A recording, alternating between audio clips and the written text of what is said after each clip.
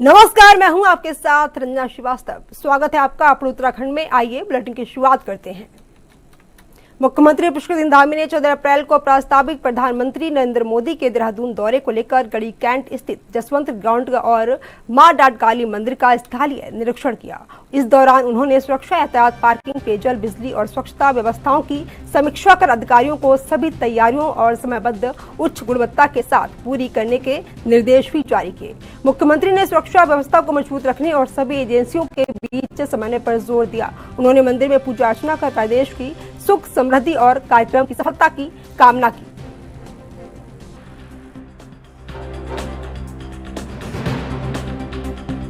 प्रधानमंत्री जी जब भी उत्तराखंड आए हैं तो उन्होंने हमेशा उत्तराखंड को कोई न कोई ऐसा उपहार दिया है, कोई न कोई यहाँ के लोगों के लिए ऐसे काम किए हैं जो हमेशा लोगों के स्मरण में रहते हैं। और उनके द्वारा 2014 में हमारे राज्य को अनेक उपलब्धियां मिली हैं। जितनी बार आए हैं उतनी बार हमको उपलब्धियां मिली हैं, उतनी बार हमको कुछ न कुछ राज्य को प्राप्त हुआ है, राज्यवासियों को उनके जीवन को आगे बढ़ाने के लिए। इस बार बहुत ऐतिहासिक क्षण है कि देहरादून से दिल्ली जाने वालों के लिए समय बहुत कम होने वाला है। एक्सप्रेस वे देहरादून दिल्ली, दिल्ली देहरादून, उसको जनता को समर्पित करने वाले हैं। उसका लोकार्पण होने वाला है, उद्घाटन होने वाला है। और उस सड़क के एक्सप्रेस वे के उद्घाटन के बाद प्रधानमंत्री नरेंद्र मोदी 14 अप्रैल को उत्तराखंड के 1 दिवसीय दौरे पर आ रहे हैं। उनके दौरे से पहले कांग्रेस ने सरकार पर तीखा हमला बोला। इस दौरान कांग्रेस प्रदेश अध्यक्ष गणेश गोदियाल ने प्रधानमंत्री से 10 अहम सवाल पूछे और मांग की है कि वे राज्य मंत्रिमंडल की बैठक कर इन सवालों का जवाब दें। कांग्रेस ने अंकिता भंडारी हत्याकांड में वीआईपी के नाम पर उजागर करने, सीबीआई जांच की प्रगति, रोजगार, शिक्षा व्यवस्था, स्कूल बंद होने, नौकरियों में कथित भ्रष्टाचार और उपनल कर्मियों के नियमितीकरण जैसे मुद्दों को उठाया। साथ ही शराब खनन, कर्ज, चारधाम यात्रा और एलपीजी सप्लाई पर भी सवाल खड़े किए। कांग्रेस का कहना है कि सरकार जनता को जवाब दे और विकास के मुद्दों पर स्थिति साफ करे।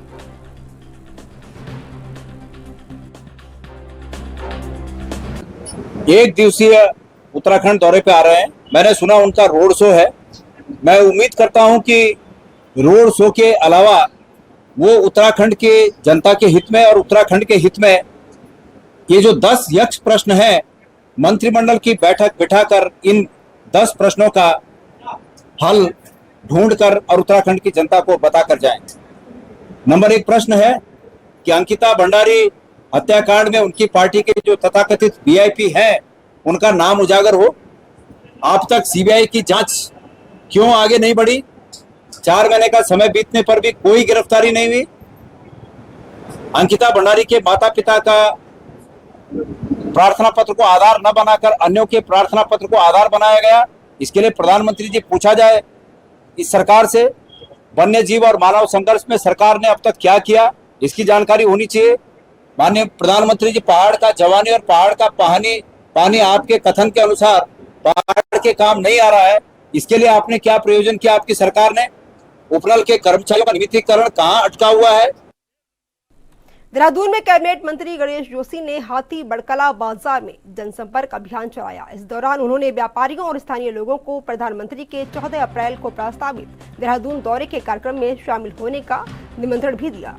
मंत्री गणेश जोशी ने कहा कि प्रधानमंत्री मोदी का उत्तराखंड से विशेष लगाव है और वे लगातार राज्य का दौरा करते रहेंगे, जिससे विकास कार्यों को नई गति मिलती रहेगी। उन्होंने कहा कि प्रधानमंत्री के आगमन को लेकर प्रदेशवासियों में खासा उत्साह देखने को मिल रहा है। मंत्री ने यह भी कहा कि मसूरी विधानसभा में होने वाले इस कार्यक्रम को राजनीतिक दृष्टि से भी अहम माना जा रहा है, जहां बड़ी संख्या में लोग शामिल होंगे। और मौके पर उन्होंने व्यापारियों से संवाद भी किया और कार्यक्रम को सफल बनाने की सबसे अपील की।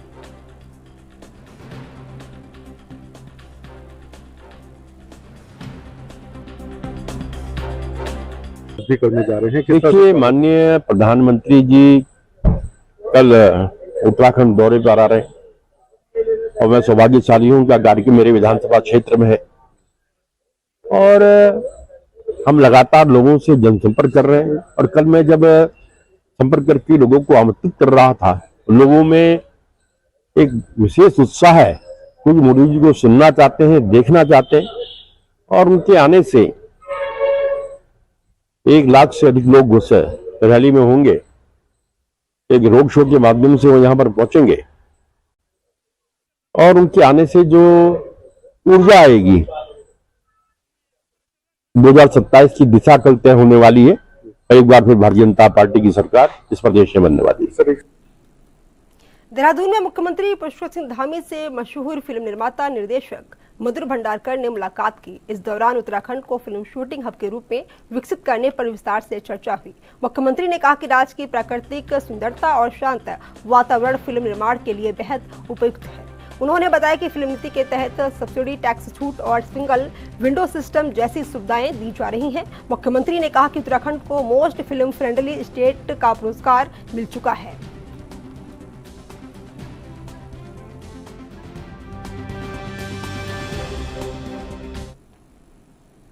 देहरादून के बल्लूपुर चौक पर आयोजित स्वच्छता से स्वच्छता अभियान में मुख्यमंत्री पुष्कर सिंह धामी ने शिरकत की। इस दौरान मुख्यमंत्री ने स्वयं झाड़ू लगाकर सफाई की और प्रदेशवासियों को स्वच्छता का कड़ा संदेश भी दिया। इस दौरान सीएम ने जोर देते हुए कहा कि शहर को साफ रखना केवल सरकार की जिम्मेदारी नहीं, बल्कि इसमें जनभागीदारी भी बेहद जरूरी है। नगर निगम द्वारा आयोजित इस विशेष अभियान के तहत शहर के विभिन्न हिस्सों में सफाई और जागरूकता कार्यक्रम चलाया गया। मुख्यमंत्री ने अधिकारियों को ऐसे अभियानों को नियमित रूप से जारी रखने के निर्देश भी जारी किए।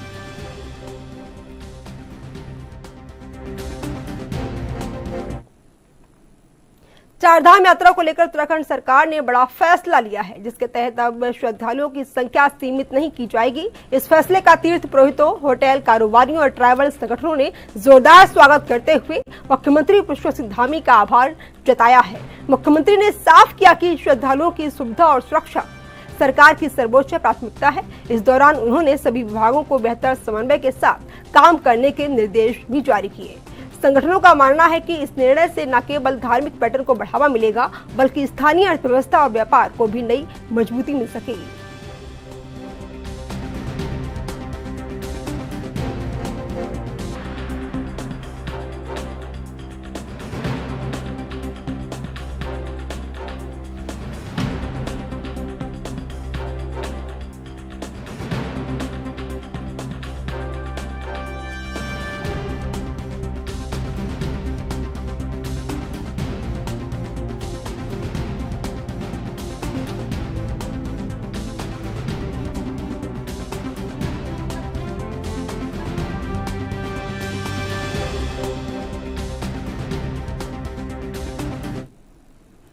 देहरादून में 14 अप्रैल को प्रधानमंत्री नरेंद्र मोदी के प्रस्तावित दौरे को लेकर पुलिस प्रशासन हाई अलर्ट पर है। सुरक्षा व्यवस्था को अभेद बनाने के लिए 12 किलोमीटर लंबे रूट को विभिन्न सेक्टरों में बांटा गया है, जिसकी निगरानी वरिष्ठ आईपीएस और डिप्टी एसपी स्तर के अधिकारी करेंगे।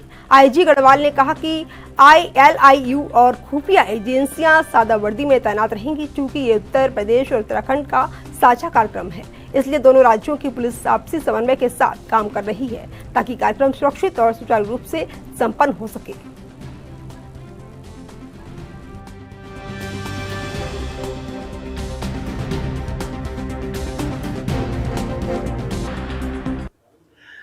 जो 14 तारीख को जो आगामी 14 अप्रैल को VVIP महोदय का ये देहरादून जनपद में भ्रमण प्रस्तावित है, इसके लिए व्यापक सुरक्षा के प्रबंध कर लिए गए हैं।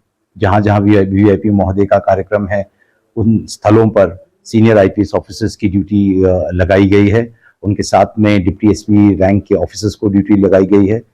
उनके साथ में पुलिसकर्मी और अदर रैंक्स का भी डिप्लॉयमेंट किया गया है।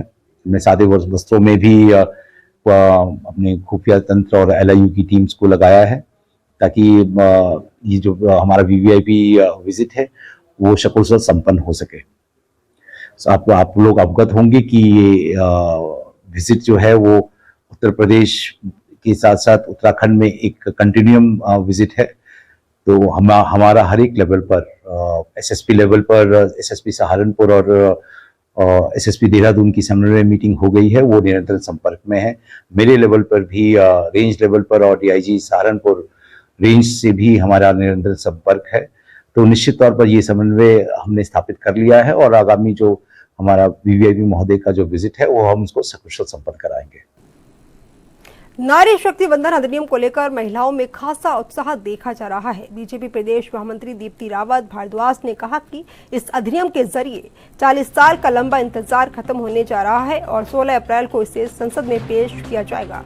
उन्होंने उम्मीद जताई कि इस विधेयक को सभी राजनीतिक दलों का समर्थन मिलेगा और ये महिलाओं को नीति निर्माण में उचित भागीदारी दिलाने वाला ऐतिहासिक कदम साबित होगा। उन्होंने आगे कहा कि केंद्र सरकार की विभिन्न योजनाओं ने महिलाओं को आत्मनिर्भर बनाने में बड़ी सहायता की है। अब ये कानून आधी आबादी को सशक्त बनाने की दिशा में बड़ा बदलाव लाएगा और देश की राजनीति में महिलाओं की भूमिका और अधिक मजबूत करेगा, जिससे समाज में समानता को भी बढ़ावा मिलेगा।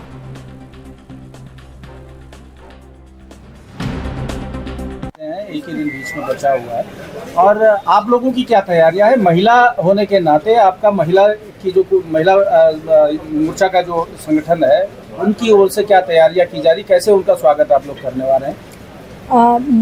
प्रधानमंत्री जी यहाँ आ रहे हैं और जिस प्रकार से बहुत दिन से हम सबको इंतजार था कि ये जो इकोनॉमिक कॉरिडोर जिसको नाम दिया गया है एलिवेटेड कॉरिडोर, और इकोनॉमिक कॉरिडोर इसको इसीलिए कहा गया है कि हमारी जो अर्थव्यवस्था है, जो मैं कहूँगी कि उत्तराखंड की अर्थव्यवस्था का वो ये इससे बहुत बड़ा एक बूस्ट मिलने वाला है। तो इसीलिए इसको इकोनॉमिक कॉरिडोर कहा गया है कि किस प्रकार से हमारा जो भी यहाँ का प्रोडक्ट है, बहुत सारी चीज़ें हैं यहाँ पर, फूलों की खेती यहाँ होती है और बहुत सारी चीज़ें वो बहुत कम समय में आज एनसीआर में पहुँच सकती हैं। वहाँ का जो टूरिज्म है वो बहुत कम समय में उत्तराखंड आ सकता है। तो बहुत सारे बदलाव यहाँ पे रहेंगे। उसका स्वागत करने के लिए, उसका उद्घाटन करने के लिए तो प्रधानमंत्री जी यहाँ आ ही रहे हैं और ये इतना बड़ा एक विषय है कि जिसमें 3 मुख्यमंत्री शामिल रहने वाले। दिल्ली देहरादून एक्सप्रेसवे के उद्घाटन को लेकर बीजेपी ने इसे ऐतिहासिक और अभूतपूर्व आयोजन बताया। पार्टी का दावा है कि प्रधानमंत्री नरेंद्र मोदी के इस कार्यक्रम में लाखों लोग शामिल होंगे और पूरे उत्तराखंड में जबरदस्त उत्साह है। बीजेपी प्रदेश मीडिया प्रभारी मनबीर सिंह चौहान ने कहा कि 14 अप्रैल को पीएम मोदी का उत्तराखंड दौरा भव्य और ऐतिहासिक होगा। ये देवभूमि में पहला 12 से 14 किलोमीटर लंबा रोड शो होगा, जिसमें कुमाऊनी, गढ़वाली और जौनसारी लोक संस्कृति की झलक दिखाई देगी। पीएम मोदी मां डाट काली के दर्शन से कार्यक्रम की शुरुआत करेंगे। इसके बाद गढ़ी कैंट में विशाल जनसभा को संबोधित भी करेंगे, जिसमें प्रदेश भर से बड़ी संख्या में कार्यकर्ता शामिल होंगे। बीजेपी ने इसे विकास और संस्कृति का संगम बताया।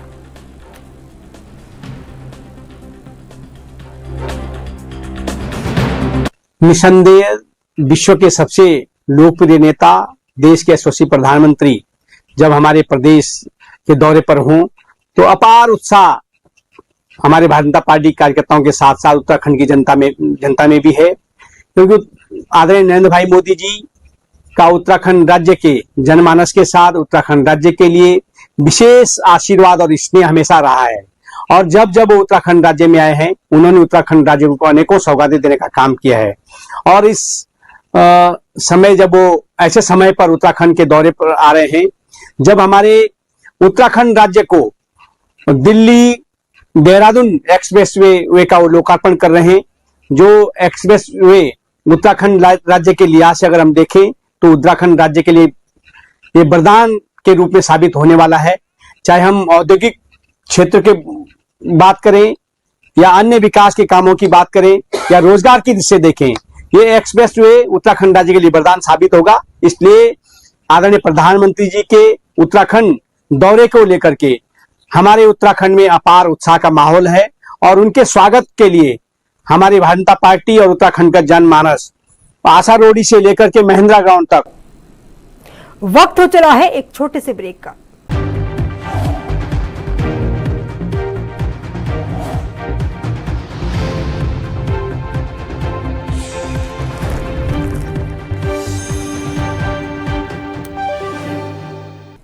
ब्रेक के बाद आप लोगों का एक बार फिर से स्वागत। प्रमुख जनगणना अधिकारी एवं डीएम नीतिका खंडेलवाल ने जनगणना 2027 के अंतर्गत चल रहे कार्यों की समीक्षा को लेकर अधिकारियों के साथ बैठक की। बैठक में टेबल वर्क, CMMS पोर्टल की प्रगति और प्रशिक्षण कार्यक्रमों की विस्तृत समीक्षा की गई। कुछ क्षेत्रों में कार्य अधूरा पाए जाने पर संबंधित अधिकारियों को तत्काल कार्य पूरा करने के सख्त निर्देश भी दिए गए। डीएम ने कहा कि प्रशिक्षण कार्यक्रम समयबद्ध तरीके के साथ पूरे हों और जनगणना कार्य में किसी भी प्रकार की लापरवाही बर्दाश्त नहीं की जाएगी।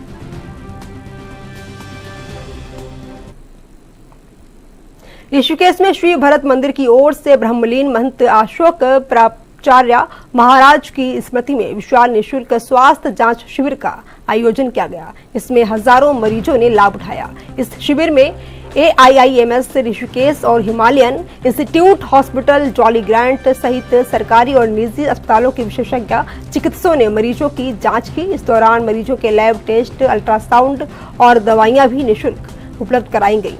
महंत वात्सल्य शर्मा ने कहा कि बदलते मौसम और बढ़ती बीमारियों को देखते हुए ये शिविर लगाया गया है ताकि गरीब और जरूरतमंद लोगों को बेहतर इलाज मिल सके। स्थानीय लोगों ने इस पहल की सराहना की और इसे समाज सेवा का उत्कृष्ट उदाहरण बताया। तक लोगों ने इसका लाभ भी उठाया।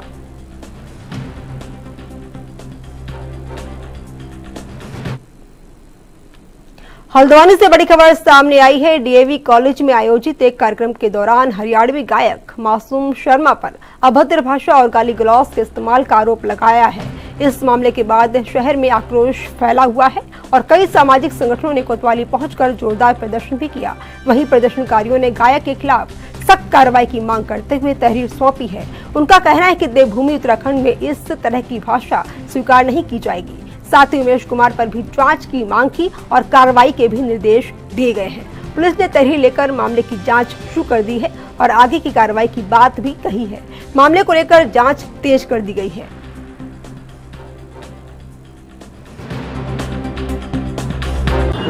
मंदिर है, वहां पे एक तो हरियाणा से गायक आकर गाली कर रहा है इस देवभूमि में, और खानपुर के विधायक उमेश कुमार ये कह रहे हैं उमेश कुमार जहां खड़ा वो सरकार से बड़ा। हम तो सोचते थे कि सरकार हम लोगों की है, लेकिन सरकार गुलामी कर रही है उमेश कुमार की। सोचिए, कोई बेकत नहीं है, कोई बात नहीं बोली, कोई इसने खंडन नहीं किया कि उमेश कुमार जो है सरकार के नीचे है। और जहां हम कोतवाली में खड़े हैं, ये कोतवाली सरकार का अंग है, हमारा गर्व है। हम जहां भी टोपी और उत्तराखंड का बैच लगा हुआ देखते हैं, सलाम करते हैं उसको, और वो उसको गाली कर रहे हैं, उसको कह रहे हैं उत्तराखंड सरकार से बड़ा उमेश कुमार है। तो सोचिए, हम ये चाहते हैं एक तो गालीबाज मासूम शर्मा को कड़ी से कड़ी सजा दी जाए, और दूसरा उमेश कुमार के खिलाफ एक ऐसा वो किया जाए, मामला ज्ञात किया जाए, जिससे अगली बार वो बोलने से पहले यह सोचे कि उसने जो बोला है गलत बोला है, देवभूमि में वो रह रहा है। देहरादून के DAV PG कॉलेज में छात्र संघ सप्ताह के समापन समारोह के दौरान हरियाणवी गायक मासूम शर्मा पर स्टेज से अभद्र भाषा और गाली गलौज के आरोप लगे हैं। इस घटना का वीडियो सोशल मीडिया पर जमकर वायरल होने के बाद पुलिस ने जांच शुरू कर दी है। मामला डालनवाला कोतवाली क्षेत्र का बताया जा रहा है। कार्यक्रम में मुख्यमंत्री पुष्कर सिंह धामी और विधायक उमेश शर्मा भी मौजूद थे।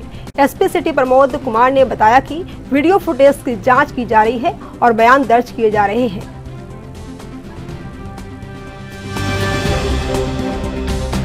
DAV कॉलेज में वार्षिक शासन समारोह के दौरान हरियाणा के गायक मासूम शर्मा के द्वारा प्रस्तुति के दौरान कुछ अवरोध भाषा का प्रयोग किया गया था।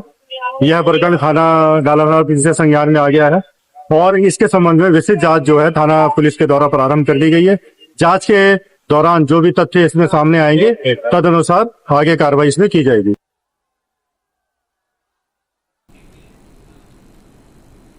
ऋषिकेश हरिद्वार रोड स्थित कृष्ण मिष्ठान भंडार में देर रात चोरी की बड़ी वारदात सामने आई। जानकारी के मुताबिक करीब 3 बजे चोरों ने दुकान का शटर तोड़कर अंदर प्रवेश किया और लगभग 55,000 रुपए की नकदी पर हाथ साफ किया और फरार हो गए। पूरी घटना में दुकान में लगे CCTV कैमरे में कैद हो गई, जिससे पुलिस को जांच में अहम सुराग मिले हैं। पीड़ित दुकानदार ने घटना की सूचना मिलते ही पुलिस को जानकारी दी और चोरों की गिरफ्तारी की मांग करते हुए तहरीर सौंपी है। फिलहाल पुलिस CCTV फुटेज के आधार पर आरोपियों की पहचान करने में लगी हुई है और आसपास के इलाकों में तलाशी अभियान भी चलाया जा रहा है। पुलिस का कहना है कि जल्द से जल्द आरोपियों को पकड़ लिया जाएगा। मेरा नाम कपिल कुमार है और ये हमारा कृष्णा मिष्ठान भंडार रोड हरिद्वार रोड पे एक स्टॉप है। इसमें रात्रि करीब 3 बजे 3 लोग जो है कैमरे में दिखाई दे रहे CCTV में, जो शटर तोड़ते हुए अंदर आए दुकान में और जो भी कैश हमारा पेमेंट था सब वो निकाल कर ले गए रात। ये सभी घटना जो हमारे CCTV कैमरे में आ गई है। तो पुलिस में कंप्लेंट करी आपने? हाँ, मैं अभी एक एप्लीकेशन, पुलिस वाले आए थे अभी और यहाँ से ले गए सब रिपोर्ट नोट करके, और मैं एप्लीकेशन लेके जा रहा हूँ चौकी पे। चंद्रशिला ट्रैक पर अचानक आए तूफान और बर्फबारी के चलते करीब 30 ट्रैक्टर्स रास्ते में फंस गए। सूचना मिलते ही एसडीआरएफ, स्थानीय पुलिस, वन विभाग और आपदा प्रबंधन की टीम ने संयुक्त रेस्क्यू ऑपरेशन शुरू कर दिया है। खराब मौसम, तेज हवाओं और कम दक्षता के बावजूद टीम ने सभी ट्रैक्टर्स की लोकेशन ट्रेस कर उन्हें सुरक्षित बाहर निकाला। सभी ट्रैक्टर्स को सकुशल चौपता पहुंचाया गया, जहां से उन्हें आगे रवाना किया गया। समय पर की गई इस कार्रवाई से एक बड़ा हादसा टल गया और सभी की जान बच गई।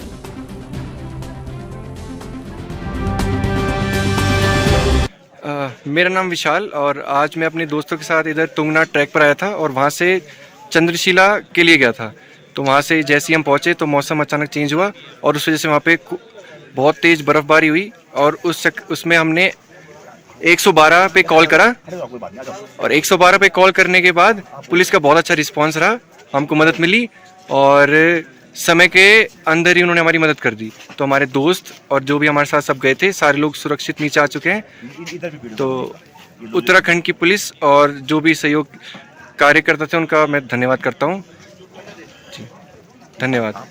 हमारी तरफ से भी उत्तराखंड पुलिस का धन्यवाद। बहुत ही रिस्पेक्टफुल है, बहुत ही हेल्पफुल है, बहुत अच्छा गेस्ट के साथ व्यवहार करते हैं। बहुत अच्छा है उनका, बहुत अच्छा है। रुद्रप्रयाग जनपद के प्रभारी मंत्री गणेश जोशी ने जिला कार्यालय सभागार में केदारनाथ यात्रा की तैयारियों को लेकर अधिकारियों के साथ समीक्षा बैठक की। इस दौरान मंत्री ने सख्त निर्देश दिए हैं कि यात्रा से जुड़े सभी आवश्यक कार्यों को 20 अप्रैल तक हर हाल में पूरा किया जाए। बैठक के दौरान विभिन्न विभागों ने अपनी प्रगति रिपोर्ट पेश की, जिस पर मंत्री ने संतोष जाहिर किया। गणेश जोशी ने जोर देते हुए कहा कि श्रद्धालुओं की सुरक्षा और सुविधा सरकार की सर्वोच्च प्राथमिकता है। उन्होंने सभी विभागों को आपसी समन्वय के साथ काम करने और यात्रा को सुगम बनाने के भी निर्देश जारी किए।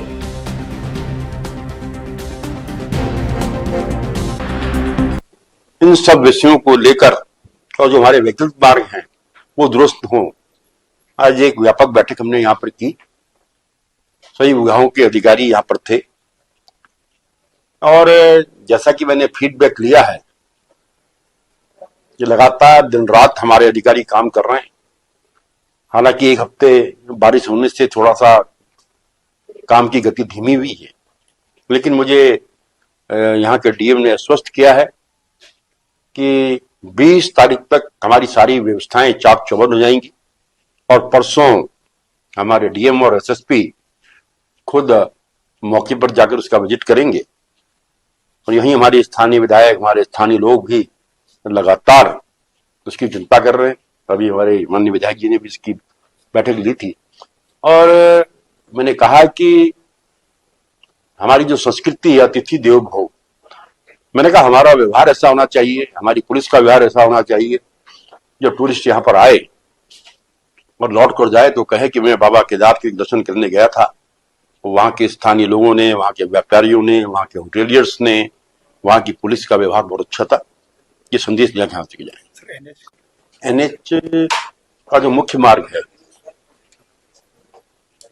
उसका कार्य संतोषजनक नहीं है। मैंने डीएम से कहा है, क्योंकि जिस व्यक्ति के पास वो काम था वो मीटिंग में भी नहीं आया है, कि मैंने कहा उसका एक्सप्रेशन कॉल होना चाहिए और हम सुनिश्चित करेंगे कि वो सड़क जो है ठीक। आज के बुलेटिन में इतना ही। मुझे दीजिए इजाजत। नमस्कार।